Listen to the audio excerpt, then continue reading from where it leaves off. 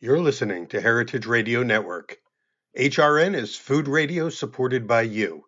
Learn more at heritageradionetwork.org. This episode is brought to you by Roberta's, home of Heritage Radio Network for 10 years. Roberta's was founded in Bushwick in 2008 and has become one of the most iconic restaurants in the country. HRN made its home inside of Roberta's in 2009, and together they have become part of the DIY fabric of the neighborhood. Roberta's, the pizza restaurant, is open for lunch and dinner 7 days a week and serves much more than just the famous wood-fired pizzas. Their team dreams up new salads, pastas, and sandwiches on the regular. Roberta's Tiki Bar is alive and well in the back garden, serving up frozen drinks in the summer and hot toddies in the winter. Stop by the bakery and takeout spot next door for fresh breads, sticky buns, and pizzas to go. And of course, there's the 2 Michelin-starred Blanca tucked away in the garden for truly daring diners. But Roberta's also extends beyond Bushwick, with multiple locations in New York City and now in Los Angeles. You can also find their frozen pies in grocery stores around the country. The spirit of Roberta's, like Heritage Radio Network, is everywhere. Here's to many more years of pizza-powered radio. Learn more about Roberta's at robertaspizza.com. So, I'm Peter Reinhardt, and welcome to Pizza Quest. We're joining again today a unique kind of special edition of Pizza Quest. I'm with a long-time friend, maybe my oldest friend in the world, who is a well-known international journalist named Michael Goldfarb. Many of you will recognize the name. Those who don't, we'll get into a little bit about why he's joining us today. And what we're doing is expanding. For those of you who have been following the Pizza Quest journey, know that while many of the episodes are pizza themed, today and in many of the upcoming episodes, our focus is going to be more on the quest than it is on the pizza. And Michael, as I would say a true quester, and that's what I want to find out about is what is it that has been driving your search, your quest for meaning? Because and just for quick background, and I think we'll fill in the gaps as we talk, but Michael is an expat. He's living over in Great Britain, has been in London for at least 30 years, some years. And when we were kids, I'll just sort of preface it by saying, when we were kids, even way back, you used to tell me, I'm gonna leave this country. I'm gonna live somewhere else someday. And I didn't know how serious to take that. You and I went to England together as high school students, and while we were there, I don't know if something happened there that clicked, that maybe that indicated to you that this might be the place. But then over the years, we've each had our separate journeys and reconnected and stayed in touch. And why don't you fill in the gaps? One final biographical note for everyone. Michael is the current host of the FRDH podcast. And we could start by explaining what that is, and then we'll go back and catch up on how we got to FRDH. Okay. It's a very long journey, Peter, because neither of us is very young anymore. FRDH stands for First Rough Draft of History. And journalists, we flatter ourselves to think that we are writing the first rough draft of history. And in some ways, yeah, because if you want to know what happened, on such and such a day in 1981, you check the paper and you say, oh, on this day, yeah, Ronald Reagan was inaugurated. Oh, it's a big deal. It's a big change in American history. What did the paper say about it? It isn't necessarily deep history. It's just the first rough draft. So anyway, I had the career in journalism that stretches back to 1981, just before Ronald Reagan was inaugurated. I started a job as a copy aide at the Washington Post, and I'm still doing journalism. I still make documentaries for the BBC. So I started this podcast, to look back at events that are still going on, but that I covered. We're upcoming on the 20th anniversary of the Iraq War. I was in Iraq, an unembedded reporter during that war. And you wrote a book about that, I know. Yeah. But and I always wonder, what does that mean, unembedded? For those of us who it meant that I was operating on my own. Most people had to go in with the U.S. or the British military, and once you're under their umbrella. It's more than an umbrella. You go where they go, you see what they want you to see, and it's tough to practice journalism. I was unembedded, which is slightly riskier, in northern Iraq, in the Kurdish part of Iraq. Mm. And so I was free to go wherever I wanted to, that wouldn't get me killed, and see what was happening. And were you broadcasting from there? Were you I sitting did. back? I went there. My original assignment was to follow the overthrow of Saddam Hussein, because there's no doubt he was going to get overthrown, um, and follow it through the eyes of an Iraqi who had suffered under Saddam Hussein. Now, I had gone to Iraqi Kurdistan in the late 90s for NPR when I was the NPR London correspondent, and I knew it wouldn't be a great deal of difficulty to find someone who suffered under Saddam, because all the Kurds suffered under Saddam. Yeah. And I just lucked into, the night before the war started, a guy who spoke reasonable English, who had been arrested and tortured several times for his political activity, his anti-regime activity. And he was looking for a job as a translator. So I hired him, and I interviewed him, and he interviewed me. He's the same age as you and I, Doug, Peter. We can let everyone know when our names have changed. My name has changed for a while.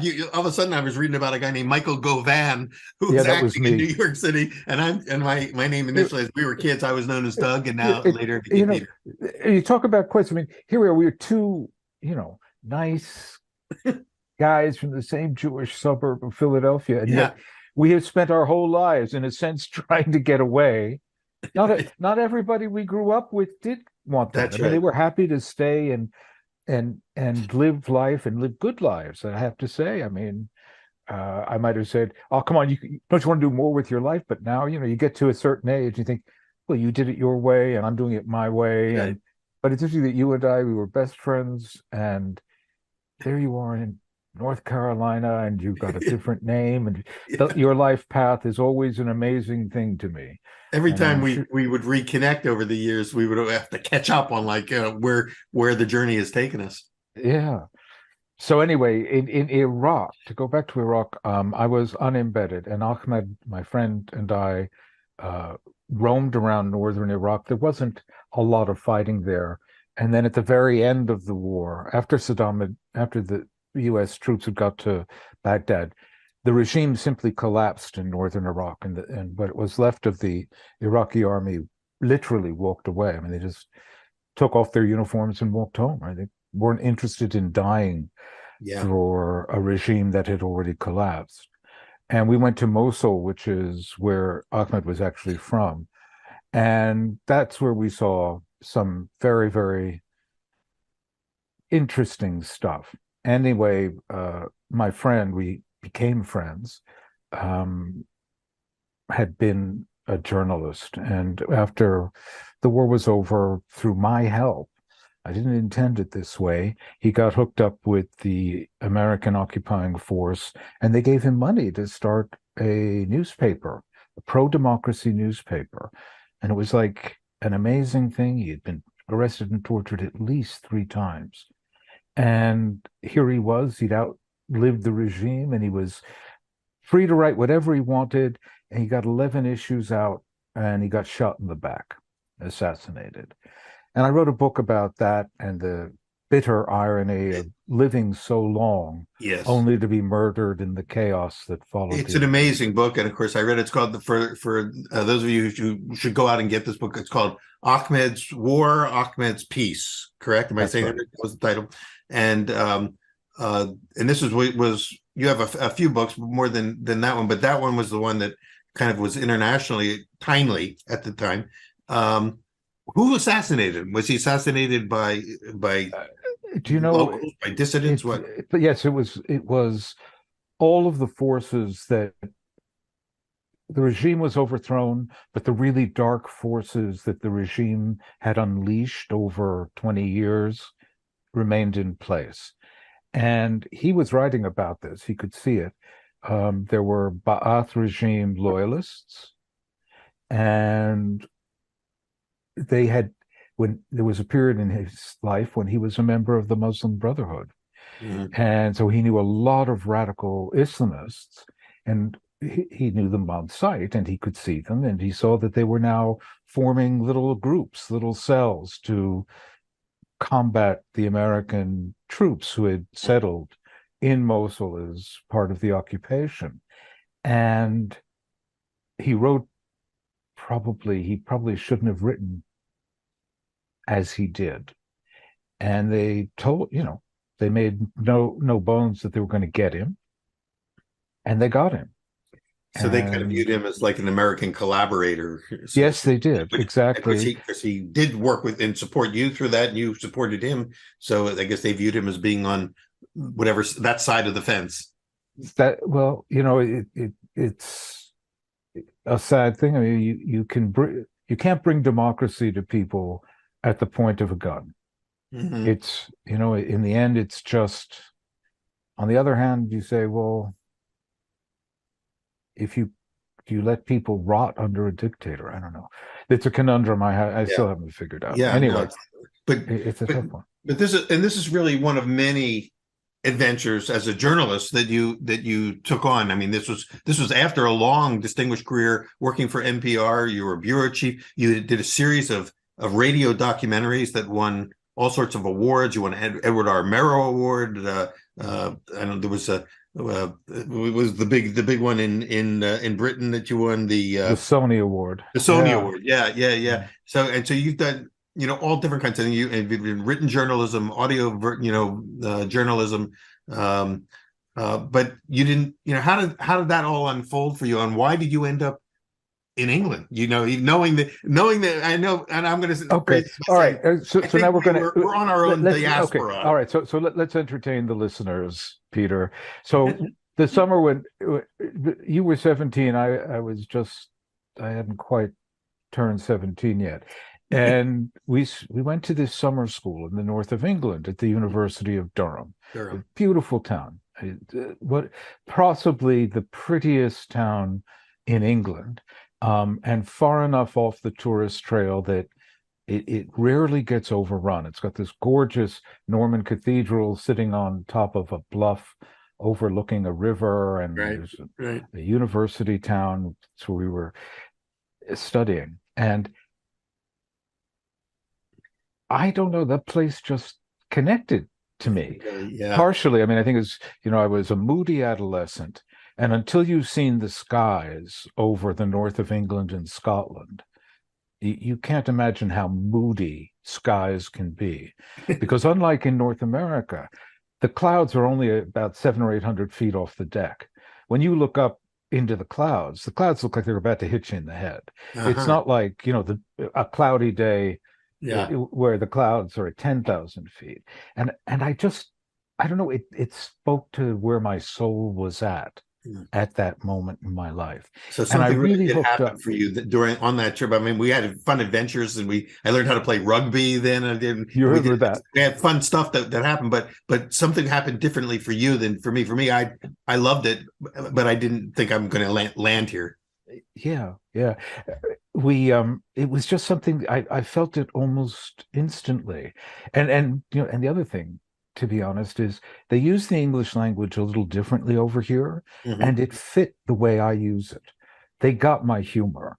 They're incredibly ironic, and half your conversations you spend wondering, is he serious? Is she serious? And they're sarky. And as you know, I was voted the most cynical member of the class of 1968. I know. So, I wanted to speak that, because in high school you had a love-hate relationship with our classmates, because you not only were voted most cynical and I think in some polls the most obnoxious kid in the school, and at the same time you were chosen by your classmates to give the graduation speech, because they all wanted to hear what you had to say on our last day of school. And a few years later, the movie Broadcast News came out. And I think of you every time I see this movie, because there's a scene where the Albert Brooks character is giving his high school graduation speech, and he tells all the students, something. He chews them out, and then he tells them, "I forgive you." But and then three tough guys come out and beat him up, right? And he says, "You can hit me now, but I'm going to see the whole world, and you'll never make more than $25,000 a year." And the kids was going, $25,000 a year? That's not bad, but he's I'm going to see the world, and that's what kind of happened. You saw the world. I split the difference. I've seen the world, but I only make a year. It's weird. I guess even then I knew that I needed to go away. I really did need to go away. It was an urge that I felt, and I've written about this. One of the best things that's happened is when I moved over here in 1985. So I've actually lived in Britain longer than I lived in the US, although you wouldn't know it from my accent. I mean, they won't let you. The Brits simply will not let you adapt their accent. They will mock you till it's just horrible. You'll never be one of us.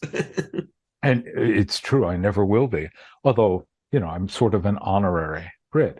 And but the nice thing is, because the NPR bureau was in the building that houses the BBC World Service, which is often heard on NPR stations overnight, I got to know people, and they started sending me back periodically, go somewhere in America, see what's changed.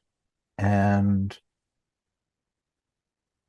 I did that throughout the 1990s. I got to see the part of the Midwest where I went to university. I drove along the border from Yuma to El Paso, which was really eye-opening.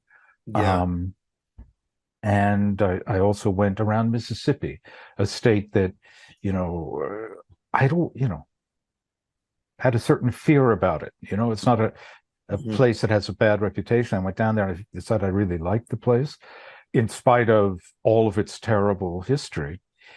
And then in more recent years, I've been able to write about growing up in America in the 50s and 60s and what life was like just before we entered the adult world and our quests. Yes.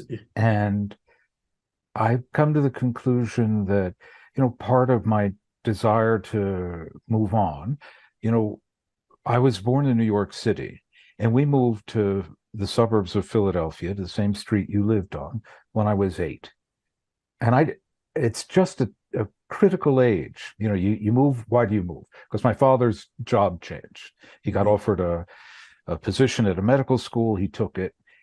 My younger siblings have no memory of New York. It had no impact on them. But I was already a settled New Yorker in terms of what my interests were. And I get to Philadelphia. It's the suburbs. And I'm used to living on 90th Street near Lexington Avenue.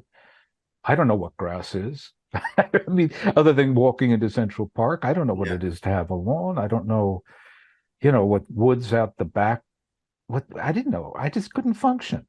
And I think that has a lot to do with my desire to keep moving. Interesting. Want to keep moving. Yeah, because there was always this sense of fish out of water, there was always something burning inside of you that made you, maybe to some people, appear angry or not at peace with where you were at, and always looking for something else. And that's kind of, and when we come back after the break, that's what everyone explores. What is it, that's driving you then and driving you still even now, because you're still living the journalist life. And you're writing your current book is History of a Calamity, which seems like this is more your autobiographical recap of history in terms of your own life. And you talk a lot about your growing up in New York and moved in all the places you've lived. I think, what's the subtitle? It's a Hack's Life. So I want to talk about that a little bit more too when we come back, because of all my friends, you were the most restless, I think, most restless spirit of us all, and nobody knew how it was going to end, where it was going to lead you, but we knew you were going to go somewhere, and in search of it, and that's what I'd love to hear your take on what it is that you've been searching for and how you've been finding it. So join us back for part two. We're going to take a little break now. Come back for part two. We'll continue with Michael Goldfarb. I want to hear about a little bit more about these documentaries that you did. These. I know that you did the one where you traveled through the South, but you've reported on political situations. There's one of your documentaries that I listened to many times when it first aired on WBUR in Boston was it The Jews and the Blues? Jews and Blues. That's Jews and the Blues, yeah. And that was so. Anyway, you've done a lot of really cool stuff. Come back on part two with Michael Goldfarb, and we'll hear more about his quest for. Well, we'll find out. A quest for what? We're back with Michael Goldfarb, and we're talking about quest today. And we'll slip a little pizza in there at the end, but we want to continue where we left off, Michael, with where we're talking about sort of this restless search for something. I always felt like those of us who did leave are where we grew up, where we were nurtured, and went searching for something else. We had to be looking for something. We didn't always know what it was. We maybe couldn't articulate it, but we knew that we weren't finding it where we were, and we felt like we had to go out. Almost like I felt like we were in our own diaspora. And one of your other books, we mentioned your first book and we mentioned your current book, but then in between you wrote a book called Emancipation. What the subtitle? How Liberating Europe's Jews from the Ghetto Led to Revolution and Renaissance. And again, that was sort of like the modern diaspora of the Jewish people. But on a personal level, I always felt like I was in my own diaspora, trying to find my true home and get back to my home. And I don't know if that resonates with you at all, but I feel like we were parallel searches. It's interesting, Peter, because you've always, not always, but once we went off to college, you immediately gravitated towards a faith search, and your framework for looking and describing the world is the way you framed that question to me. And I don't approach it that way. Mm-hmm. I think, one of the things people should understand, look, we came up in a very comfortable upper middle class suburb of Philadelphia. Yeah. And in another time and era, we might well have said, why question the advantages? Just keep your nose clean, do well enough. You had a bit, you could have gone into your father's business, for example. Yes. Or you could have become a professional man, any profession you wanted. You're a bright guy. Me too. I mean, if I'd wanted to, if I could stand the sight of blood and urine and all kinds of bodily extrusions, I could have become a doctor like my father. Right. But I didn't want that. And it was also, let's face it, it was the 1960s.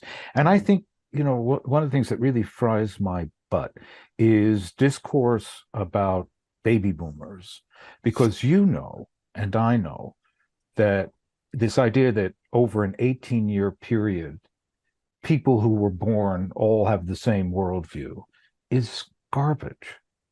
I think that if you were born particularly between 1948 and 1952, mm-hmm. so that you came of age, you're 15 years old, people are getting 18 years old, people are getting murdered. The leaders are getting murdered mm-hmm. around you.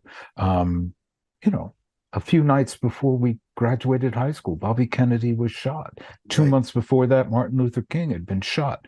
Yes. I think it made more of us, people in that cohort, that small, narrow slice of what's called the baby boom, inclined to move on. Mm. There was something that we probably, at the age of 17 or 18, couldn't articulate about what was going wrong in the country. But knowing and having an understanding that whatever it was, you don't go around shooting the leaders. I mean, this is just, or having riots every summer. I mean, you just don't, this is not right. Anyway, so I did feel like I wanted to keep moving. And, I went to, and it took me a long time to get to journalism, I have to say. I mean, it was so easy for me.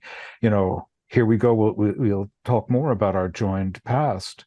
You were the editor of the high school paper. And I Right. was the features editor of the high Right. school. Right. And Right. We worked together. it worked great for me because all I could do, I just wrote columns. I didn't work, I can write whatever I like. It Yeah. was great. You can edit, you can have the title. I don't care. And I just want to write and say that's what's right. on my mind. And And in I fact, did. while we did the newspaper, which was the formal newspaper, we also did an underground newspaper together with a few We of our did. other friends. And we would sneak into the mimeograph room and print off copies of an underground That's paper right. that we'd sell for 10 cents a copy or something. And so we were troublemakers while we were also kind of like trying to toe the line. Exactly. And the summer after we graduated, I worked at the local public radio station. NPR hadn't formed yet. It was just Right. lots of individual public radio stations. That station today is WHYY in Philadelphia, one of the big stations. Yeah. And you could do those things in those days. Oh, I try this, I'll try that. No, it wasn't a struggle. You didn't have to be a Nepo. You Yeah. could just go out and do what you wanted. And then I walked away from it, and I didn't go back till I was 30. I walked away from it in a large part because it was very easy for me. I was really good at it. I knew that. I was a good Hmm. writer. I was good at the basics of reporting because Hmm. I like to observe. Hmm. And so I tried, I was about 10 years late starting my career. I didn't really start till I was 30. And that's why, I'm still doing it. And I do it because I did, I've been lucky in that I didn't have a single beat. I could move on. I mean, sometimes I didn't want to move on. Sometimes I wanted to stay with the story. But if the boss man tells you, or the boss woman actually, says, no, you got to go do this story now, then you have Yeah. to go and do it. Yeah. But I saw an awful lot, and I lucked into my career in public radio because I took the risk of moving to London with no strings attached. And I knew from my time there I did a year abroad there after we had been over there in the summer. I went back and did a junior year abroad. And I knew that Fleet Street, where the British newspapers are headquartered, have a lot of freelance work. This is not the case in America. What you see in the New York Times or in the Washington Post or even your local paper, the Charlotte Observer, on any given day, almost all of it is produced by staffers, staff reporters, staff editors. In Britain, it's maybe half the Really? paper. So there's a lot of opportunity to, and you can sort of keep yourself afloat freelancing. And I started doing that. And because I have a nice voice and I like to work with sound. I just like it.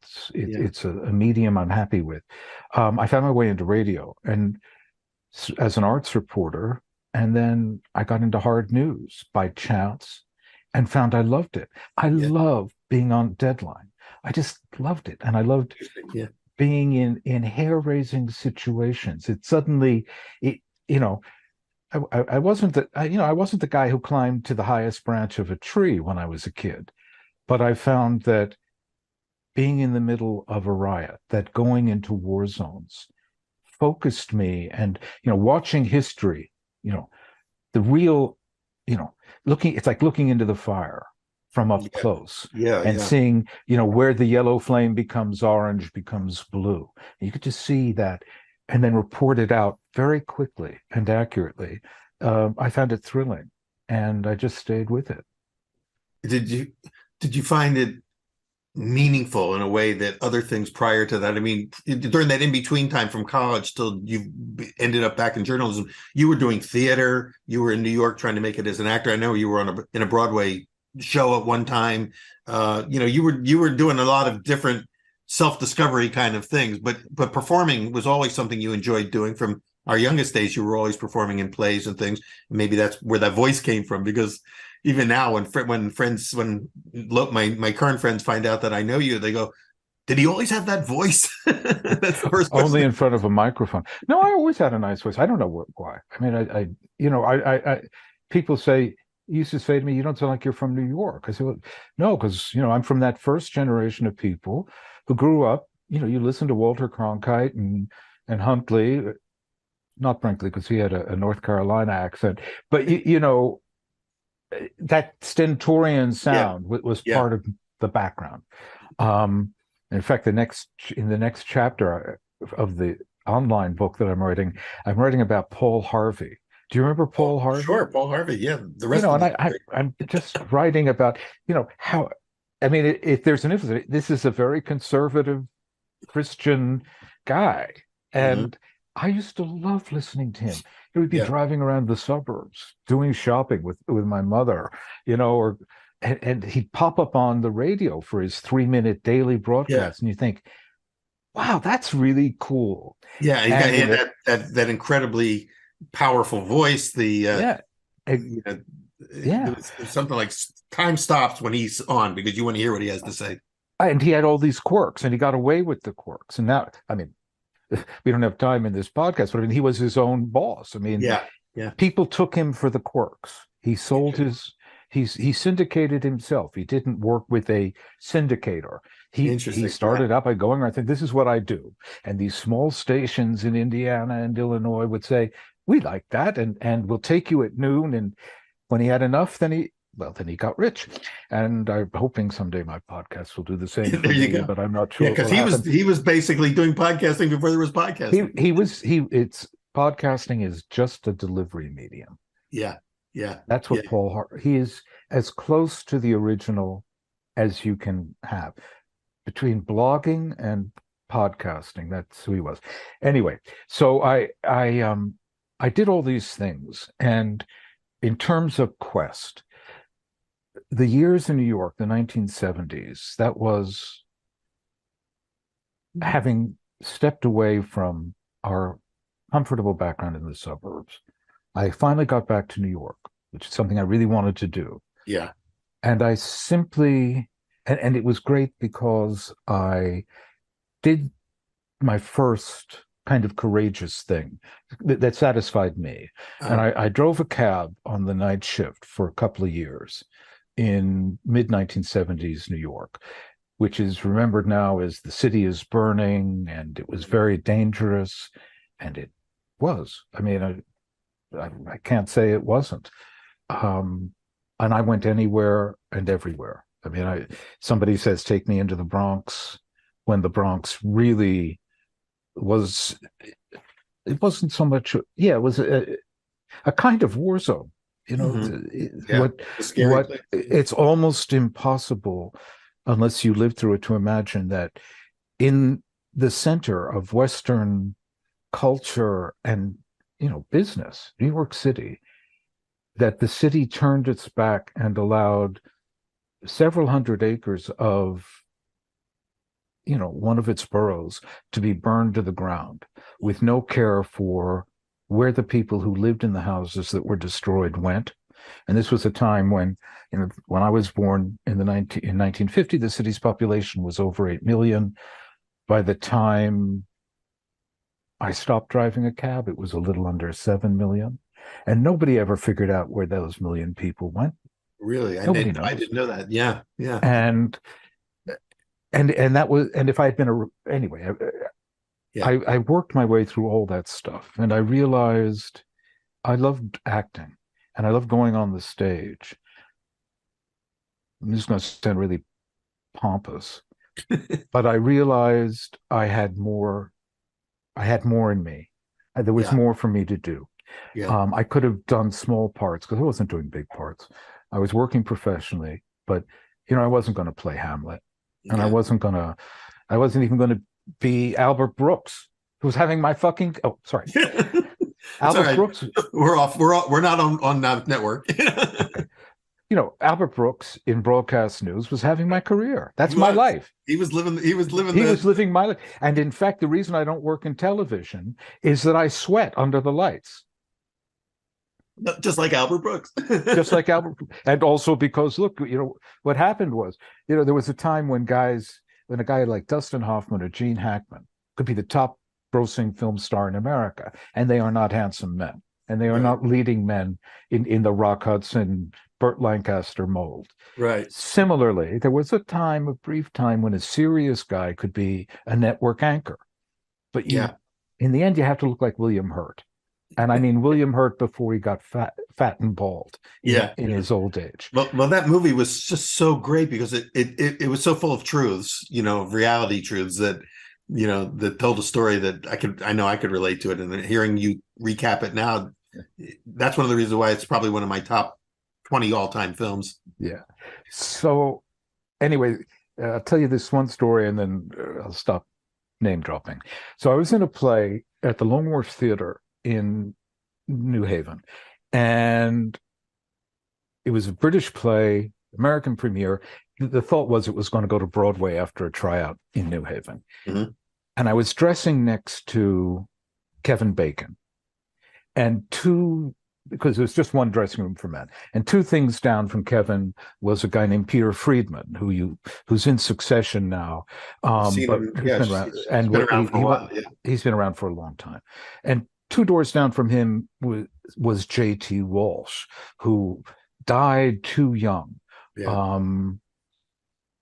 But was in the 80s and 90s, he was the villain of choice in most Hollywood movies. He's a fantastically intelligent guy. And on the other side of the wall, the star of the play was Dame Eileen Atkins. And I was dressing with them, and I thinking, you know what? They are so much better than I am. And I'm pretty good, but I don't have what they have. Mm. And I think I'm here on Earth to do something more. And one day I was talking to JT, who had just understudied Al Pacino in Richard III. Al Pacino did Richard III on Broadway, and the critics panned it, and the place was sold out for 2 months. Every Italian kid within 500 miles of New York City the one and only Shakespeare they ever saw was Al Pacino playing Richard III. And JT understudied him. He never went on. But he got to know him a bit, and they physically were completely different and whatever. And I asked JT, so what's Al Pacino really like? And he said, if he hadn't had acting, he'd have been a murderer. Interesting. And it was an interesting comment because I understood something about myself out of it, which is Al Pacino had nothing. I mean, and he's been open about his own background. He's raised by a single mother. His father was a petty criminal, rough guy. He really had nothing. Mm. He didn't do, he wasn't a scholar or anything. And he found his way to acting, and it saved his life. I had other things that I could do, other things I might even be better at. Mm-hmm. So I went back to journalism, and also I wanted to leave the country. So when I met my wife, Kristen, she had a British passport, and we decided to give London a try, open-ended. And as I suspected, I was able to start working right away. And, I worked really hard. And in about 5 years, I'd established myself, and I'm still working because I love it. Yeah. Yeah. And it's kind of like you found your landing place, you found your port of call, which I think that everyone is searching for, whether it's coming back home and settling back where you grew up, or moving on and landing somewhere else. I think everyone has a yearning deep inside to find the place where I fit, and I can fulfill whatever is left in me, to fulfill, to find a sense of purpose and meaning, which it seems like you found much more peace of mind, being, even though you're still out there doing adventures, that there was an internal peace that kind of animates you as well. So, although I remember when we visited you in London, when Susan and I came to London, you gave us your London by night tour, driving us around London, because you said it would be impossible to see anything during the day with all the traffic. One of the scariest rides we've ever had is the London by night tour. Oh, come on. Well, because it's still it's some kind of a fire burning in you, and that's kind of why I really wanted to have you come on our podcast is to talk about that fire. Well, You can't do that tour anymore. There's so many traffic restrictions, Oh you know. yeah, yeah. Oh yeah. No, yeah, Yeah. it's not. Well, it's been a while since we were there with you. I know. You can't do that. Also, when we moved here, the population was down to about 6.5 million. Now it's somewhere over 9 million. And on any given day, there's about 1 million tourists. It's crowded in a way that I find really unpleasant. But I don't have to go out in it every Like, day but I can say anymore. this: when we visited you back then, and we're talking, back in we were there in '89 because I remember because that's when the San Francisco earthquake happened. While we were in England visiting Mhm. you, the earthquake took place in San Francisco where we were living at the time. Um, and back then, the food scene in London was, other than Indian food, it was kind of like it was a wasteland. It was a joke. And now London seems to be one of the real food meccas of the world. There's something. It is a huge change, one that's pretty well established. I did a story for NPR in 1997 about the huge change, and I spent time in a kitchen with an up and coming chef named Gordon Ramsay, Yeah, right. who hadn't even graduated to having his own.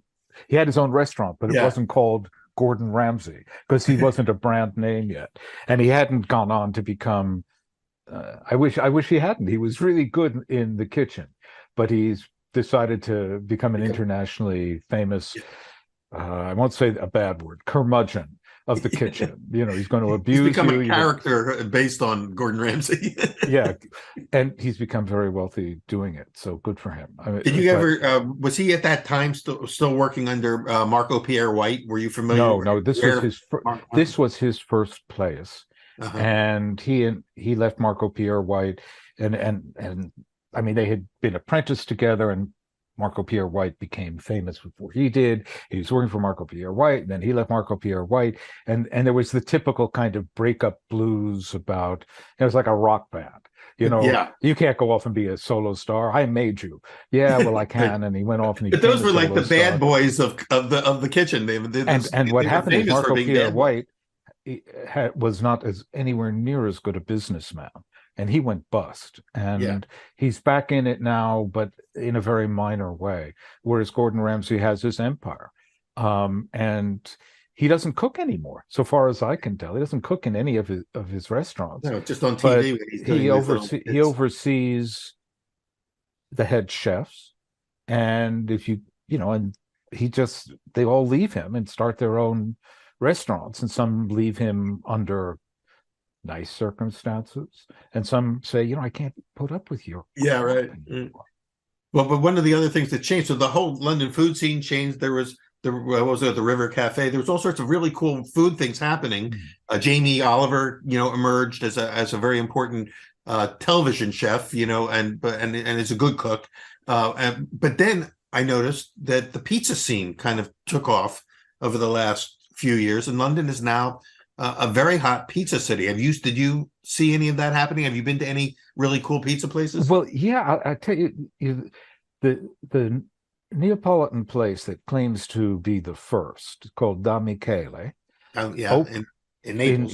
in Naples, opened its first London branch down the street from where I live. Ah, And a friend of mine who does occasional food reviewing for magazines said, I need someone to come as my plus one. You want to come? I mean, it was very good. It was very good. It wasn't quite the same as having a good, charred on the bottom yeah. slice of Neapolitan pizza in Italy. But a funny story. When we got married, my wife and I said, look, we're moving. Don't give us objects. We're moving to England. Cash is much better than heavy stuff that we probably won't bring over with us. Yeah. And people were generous. You get married, you say, all right, fine.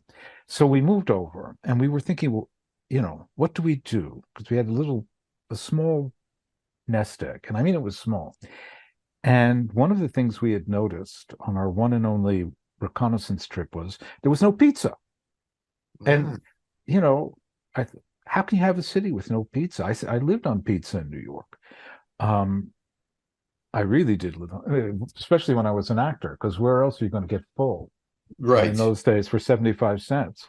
Well, New York, So, that you could survive on pizza at least. Yeah. so we did some research and we found you had to go to Italy to get an oven. Hmm. And we looked at renting and we thought about, or it wasn't that serious, buying a pizza oven a Bari pizza oven in Bari, way down at the south of Italy, Hmm. hiring, a little van with a hitch on it, hitching it up, bringing it up, renting a premises, and starting to have a pizza place called The Slice. And it was going Interesting. to be open late because London wasn't open late in those days because pubs closed at 11 o'clock. It was called, we had our advertising campaign together, The Slice. You get hungry when you get hungry. We are open when you get hungry. And we would sell pizza by the slice because there were one or two places, but you got a whole pie. And, Yeah. and that's too much. Right? I want a slice of pizza. Yeah. And my wife told me I had to hit the weight room a bit more so I would look, when I put on my tank Right. top, I had proper, Harvey Keitel and Mean Street kind of body, you know, and Peter, I don't have that body.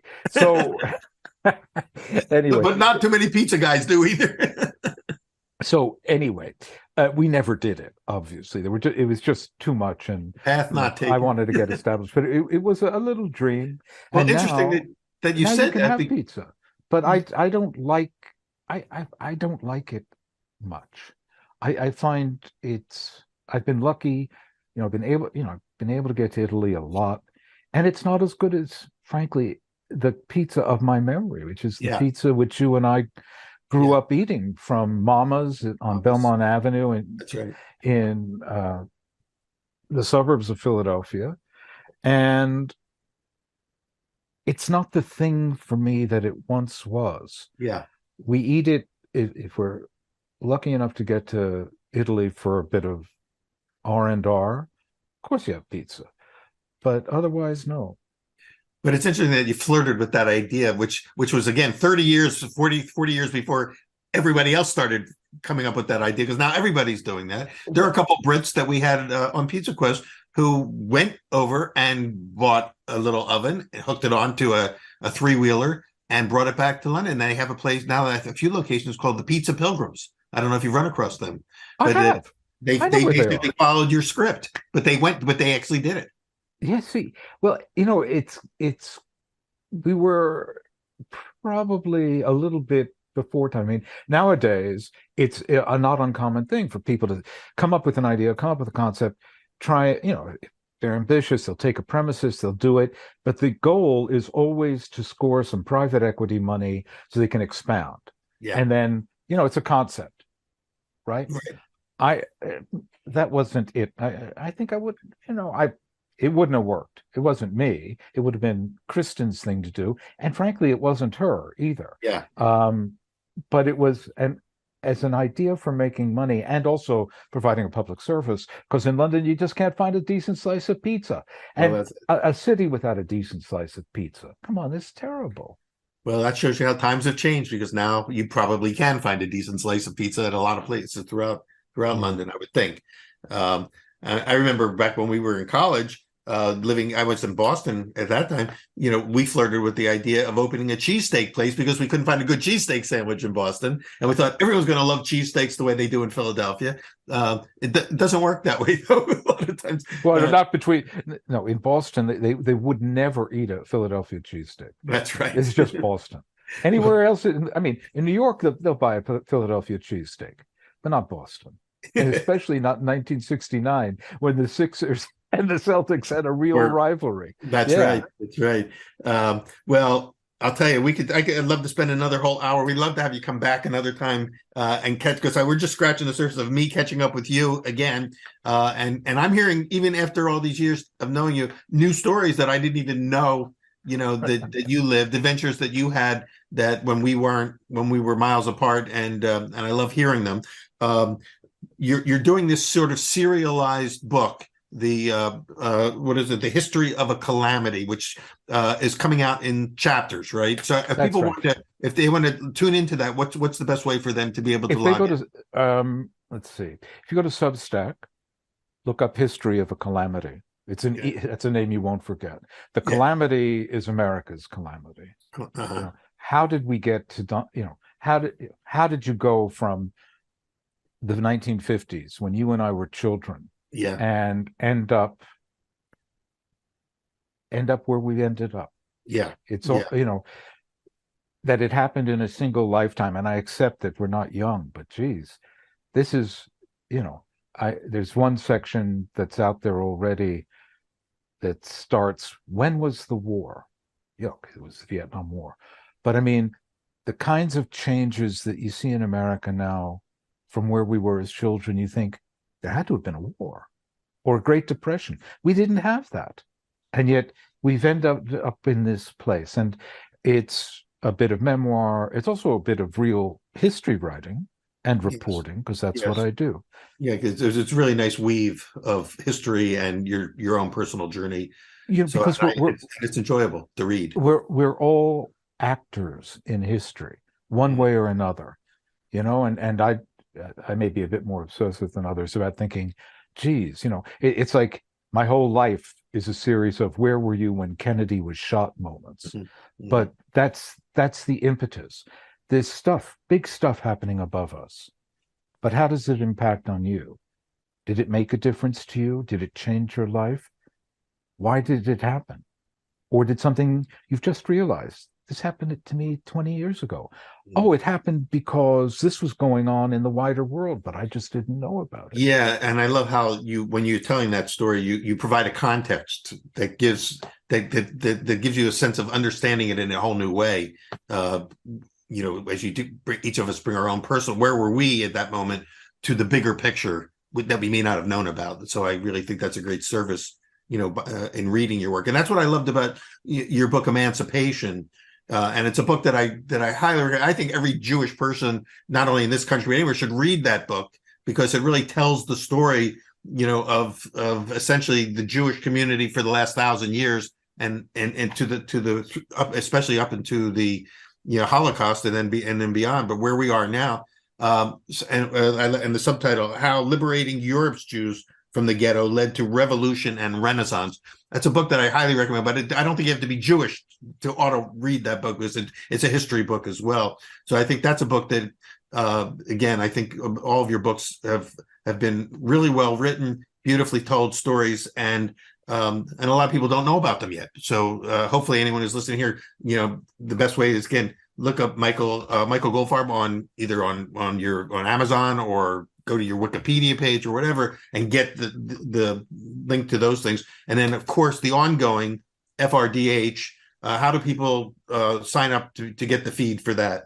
You can go to, this is an easy URL, goldfarbpod.com. There you go. And it's there, or it streams at SoundCloud, Apple, at all the best distribution points. And they're terrific, because you interview a lot of really interesting, important people. You also do commentaries. They're short form, so that it's not like this, which is like a 45-minute show. Your episodes are typically about 10 to 20 minutes long, and it's a good bite of engagement. So I recommend anybody who's listening to us today, make sure that you're getting the FRDH podcast as well.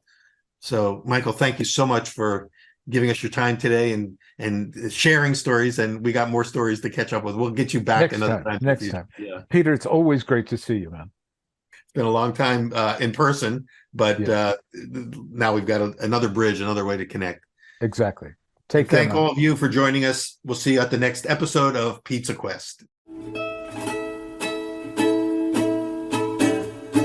Pizza Quest is powered by Simplecast. Thanks for listening to Heritage Radio Network, food radio supported by you. Keep in touch at heritageradionetwork.org/subscribe.